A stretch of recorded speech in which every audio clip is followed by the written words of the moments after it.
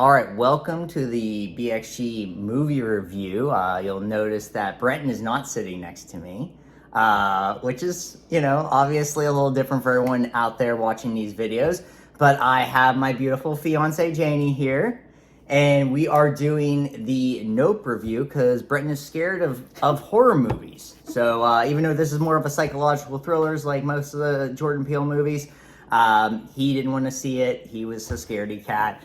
So we're going to dive right in. For those who are unaware of the movie, even if you're watching this review and you just don't know if you want to see it or not, in Jordan Peele's third theatrical release, including Get Out and Us, we see two siblings, Daniel Kaluuya and Keke Palmer, who run a California horse ranch, discover something wonderful and sinister in the skies above.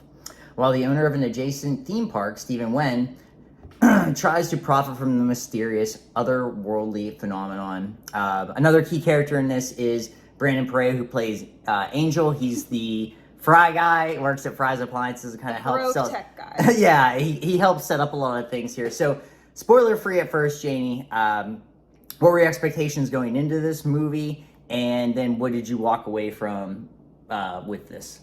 My expectations were very high. Jordan Peele is one of my favorite current filmmakers. He makes movies for people who study movies. There are tons of details, tons of Easter eggs, references to other movies, references to current themes. He uses horror as a way to examine issues around race, gender, class, and sort of in this way that people use science fiction to examine the same issues through those lenses, and he really rewards you on observation, on detail. So my expectations were very high going in, and I was not disappointed at all. I loved this movie, and I'm always excited to see what's coming next for him. Yeah, me too. We've seen all three movies together. Mm-hmm. I think every time, obviously, I feel, I don't necessarily want to say they've gotten better or worse or anything like that. I don't think there's anything like that. I think he just is a consistent filmmaker who does does a lot of great things. I walked into this thinking great things, of course, and I left feeling, I think, actually better. I think my expectations were actually exceeded because it's hard to keep up, so I thought maybe this would be not a third time's a charm because he's already done charming movies in a weird sense. But I thought maybe this could be one where it slips, and there wasn't as much hype behind this movie, which was a little concerning. The trailer was really, he was really tight-lipped about it, but then the trailer was so, everyone's like, oh my god, Jordan Peele has a new movie out, and it's, you have the comedic effect with the scary stuff happening in the sky, and he makes horror films, and then just nope. So I thought that was very effective. I had no idea, really what to expect. I didn't read any spoilers going into it, as, one should. Yeah, what I did notice is the reviews were a little flatter than the other previous movies, for whatever reason. But what I did notice is that the people that really liked this movie loved it and were walked away from it a different way. Now, with any Jordan Peele movie, you can either enjoy the movie just on the surface as it is, or you can dig deeper into it. I kind of in the middle ground of that. I don't dig so deep. I don't notice every little thing. And now we can kind of get into a little bit of the spoilers here. What were some of the spoilers or some of the little things that you noticed that paid homage to other horror movies or just other movies in general, because he is such a student of the film world?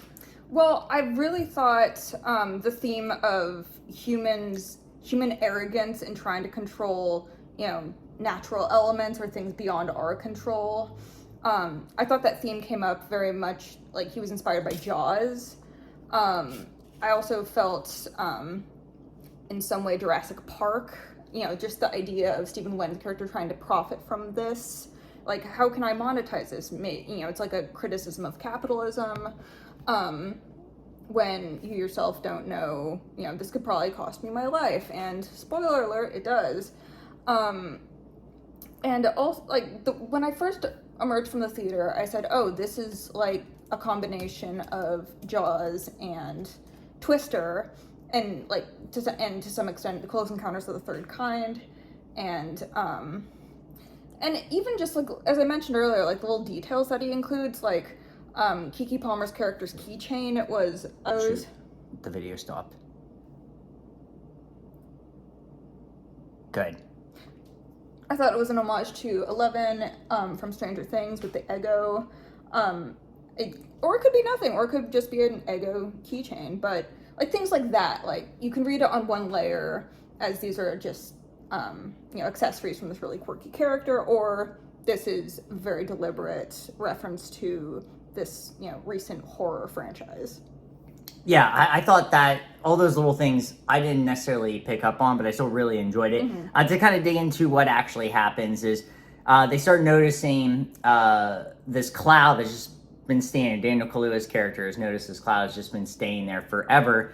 And they see this weird kind of spaceship. That's what they think it is initially.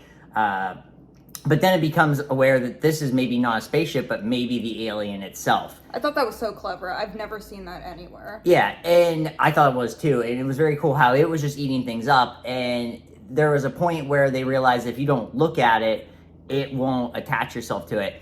Which is, you can take that as a reference to Indiana Jones with don't look in its eyes, like from the Disney ride. Yeah, exactly. It's a bunch of different things that I thought were very cool. And eventually what happens is, I think just a cool turn is that they just decide to face this thing right on. The idea initially is for them to become famous off of this. And then they realize the Oprah shot. Yeah, the Oprah shot is what they kind of kept going after. And then they realize we have to defeat this one way or the other, whether we get the Oprah shot or not. We have to beat this thing. And Stephen Wen's character, who was a child actor, went through a very rough situation on a show he was on where this monkey that was on the set ended up killing everybody except for him. And so he had this sort of connection with the monkey on this show. And it was my takeaway that he felt like he had a connection also to this alien life form. Mm-hmm. And in both cases, like the monkey may have ended up killing him on that. They ended up shooting the monkey right before something could have happened. They had a little fist pound moment, but you don't know what's going to happen. It was a wild monkey. But on the other end, Daniel Kaluuya and Keke Palmer's characters realize we just have to get rid of this, and Brendan Pereira, who initially you just think is going to be the guy that helps out with the cameras. He and Angel becomes a very intricate part. And they bring in another character, Michael Wincott, who plays Antlers Holst, who's this crazy director. He figures out, they realize they can't use electronic devices because this alien life form shuts everything down once it goes over it. So he has a hand-powered, hand-cranked camera to use, and he gets too involved into it because he admits that we don't deserve the impossible. We don't deserve the impossible, so he gets sucked into it by looking into it and filming this.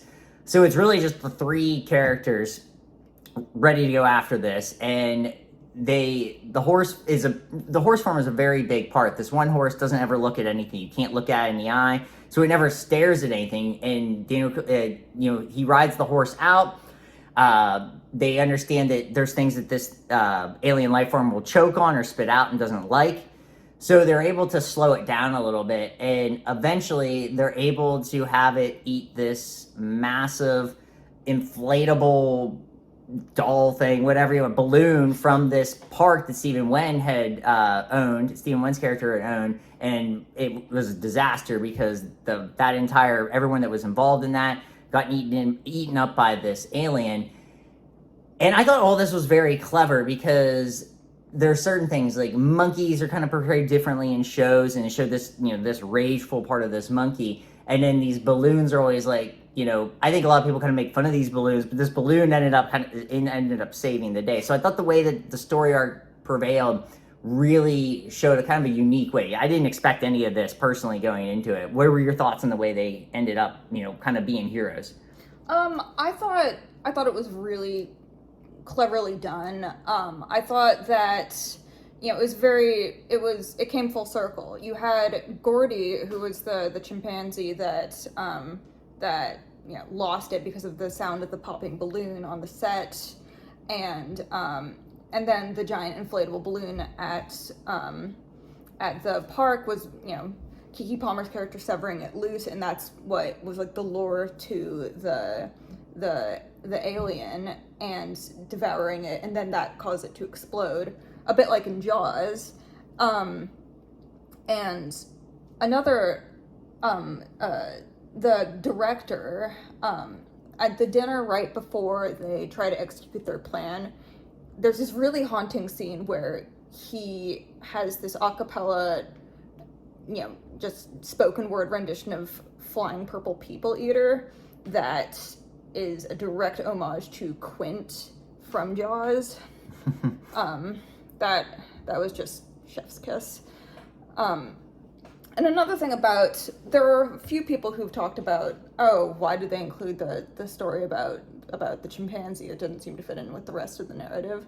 And on some level, you could probably have done this movie without that. But when you have that subtext of the way that monkeys and chimpanzees in particular were used in movies since almost the dawn of movies, and especially like they were just ubiquitous in the 50s and 60s and 70s, and they're wild animals and they're just awful and mean and violent, and the fact that you see them in like human clothes and they're like being treated like toddlers, it's just on one level I find it just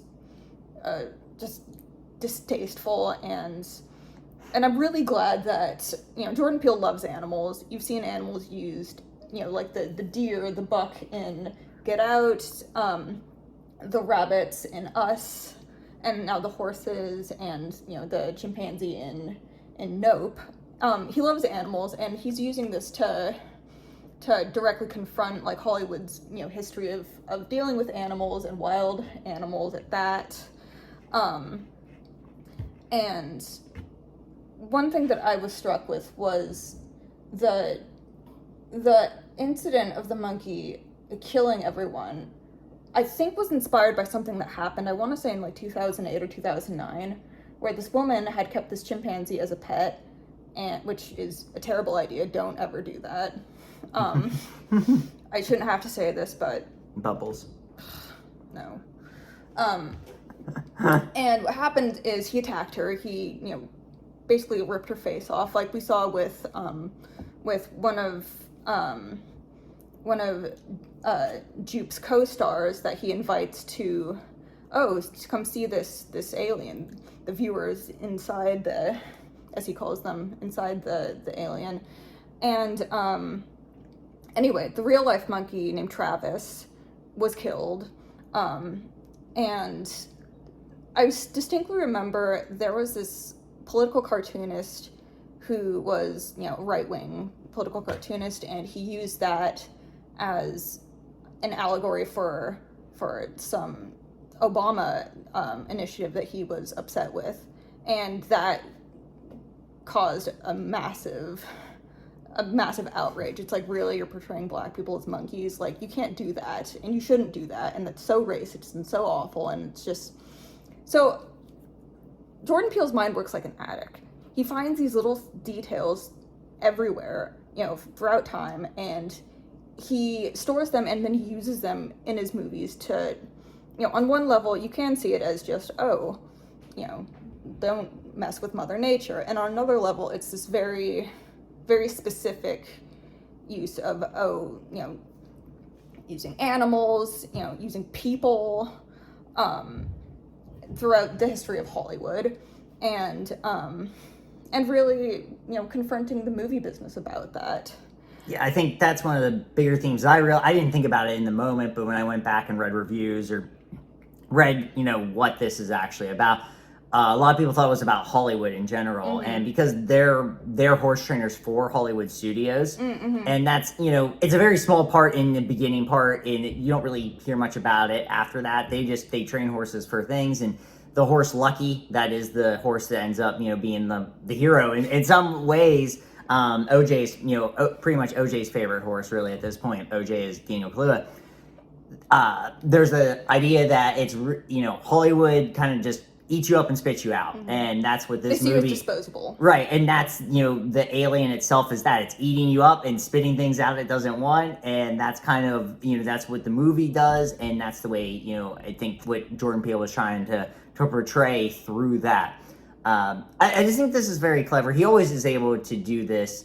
I'm always excited what he's going to do next. I'm not going to have you rank these movies in any order, but what would you rank just this movie? And if you have any other points beforehand, but like, what would you rank this movie? What do you mean? Like out of... We do a 1 through 10, I can't do that. or A, B, C, that kind of... Okay, well, I mean, I will say that Us is the scariest in I felt like Get Out was very much, I mean, it's terrifying, but it's also very much like a social commentary, a psychological study of race in America. And Nope is, just, I think I would rank it, so do you want me to do like... You can pick whatever scale you want. I refuse to participate in that. I love all three of his movies equally. Okay. I know it's a cop-out. I don't care. That's fine. I think for me, I think all these movies are maybe equally great in a different way. It's hard to give out anything super, super high for any movie that I've watched. I think this is for me as an 8.5. I really, really enjoyed it, except I'm doing a pizza review. But I really enjoyed it. I think maybe, like any movie, there are some, like, a little bit of flaws in there. There's some plot stuff that maybe, gets a little bit thrown aside. But for me, I still really enjoyed it. I didn't know what was going to happen. I think the acting was really well done. I wouldn't be surprised if Keke Palmer, who plays Emerald, the sister, gets nominated. I always feel like somebody should get nominated from a Jordan Peele movie. He should be nominated for director, for sure, because I just thought the movie was really, really well done. So, any final thoughts before we leave, Janey? I think he's brilliant, and I was very impressed with this movie. I want to see it again, honestly. Yeah, I'd like to see it again. And IMAX is what it was filmed in. So, yes. If you enjoyed this or any of the videos, please like and subscribe. Ring the bell like you're letting the cattle out or the horses out at your ranch. So we really appreciate you watching these. Tell your friends, tell your family, tell your mothers about the BXG Podcast. We've been getting a good support. We've been a lot of good support lately, and the more we can get out there, the better it'll be for you. If we get some cash in, we can, do some bigger things. So thanks for watching, everybody. Really appreciate it. And thank you, Janey, for joining us. My pleasure. Thank you for having me. Excellent. All right, everybody. Take care. Have a good night. Bye.